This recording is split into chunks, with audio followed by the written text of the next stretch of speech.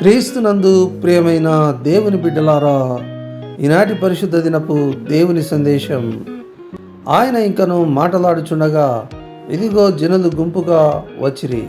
12 మందిలో యూదా అనబడిన వాడు వారికంటే ముందుగా నడిచి యేసును ముద్దు పెట్టుకొనుటకు ఆయన యొద్దకు రాగా, యేసు, యూదా, నీవు ముద్దు పెట్టుకొని మనుష్య కుమారుని అప్పగించుచున్నావా అని వానితో అనగా, ఆయన చుట్టూ ఉన్నవారు జరగబోవు దానిని చూచి, ప్రభువా, కత్తితో నరుకుదమ్మా అని ఆయనను అడిగిరి.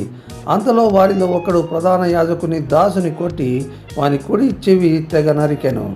అయితే యేసు ఈ మట్టుకు తాళుడని చెప్పి వాని చెవి ముట్టి బాగు చేశాను.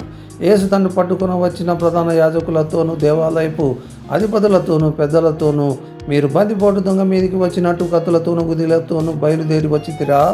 నేను అనుదినము మీ చెంత దేవాలయంలో ఉన్నప్పుడు మీరు నన్ను పట్టుకొనలేదు. అయితే ఇది మీ గడియయు అంధకార సంబంధమైన అధికారమును అనెను.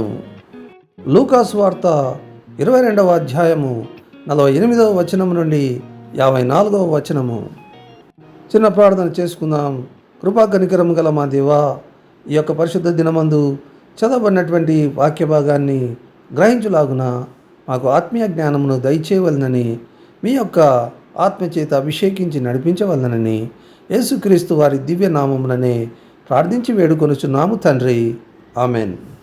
ప్రియమైన దేవుని బిడ్డలారా, ఈ వాక్యమునందు ప్రభు అయిన యేసుక్రీస్తు వారు మరి చాలా కఠినమైనటువంటి సమయాన్ని ఆయన ఎదుర్కొన్నట్లుగా మనం చూస్తూ ఉన్నాం. ఈ అధికారము ఎవరిది? ప్రభు అయిన యేసుక్రీస్తు వారిని సహితము హింసకు గురి చేసినట్లుగా మరి ఆయన చేసిన పని చెదరకపోయేలాగున ఈ యొక్క కార్యము జరిగినట్లుగా మనం చూస్తున్నాం. అయితే మనం కొద్ది సమయము ఇంకా తీక్షణంగా మనం గమనించినట్లయితే బైబిల్ గ్రంథంలో ఇది తాత్కాలికమైనటువంటి ఒక సందర్భం మాత్రమే అని, ప్రభువు ఈ శ్రమ గుండా ప్రయాణం చేస్తేనే కానీ తాను ఉద్దేశించిన మంచి సంగతి లోక ప్రజలందరికీ శుభకరంగా జరగవలసి ఉన్నదని మనము గ్రహించుచున్నాం. అదేమనగా, ప్రభువు మరి శిరో మరణము నొందిన తర్వాత మాత్రమే మహిమాన్వితునిగా మరి లోకరక్షకునిగా శక్తిని పొంది ఆయనను అనుసరించి ఆయనను ప్రేమించిన వారికి ఆయన రక్షణ ఇచ్చు శక్తిని పొందినట్లుగా బైబిల్ సారాంశాన్ని మనము గ్రహించుచున్నాం. కాబట్టి ప్రియమైన వారలారా, మన జీవితంలో సహజంగా కొన్ని సందర్భాలను చవి చూడవలసి ఉంటుంది.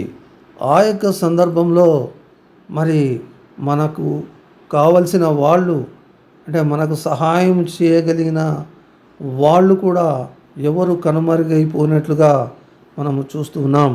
ఇలాంటి సందర్భాల్లో మన విశ్వాసాన్ని వదులుకొనక పట్టుదలతో మనము ముందుకు సాగినట్లయితే దేవుడు తప్పక ముందు గతిని ఇచ్చువాడై ఉన్నాడని ఈ వాక్యము రూఢిపరచుచున్నది. దేవుడట్టి ధన్యత మనకందరికీ అనుగ్రహించునుగాక.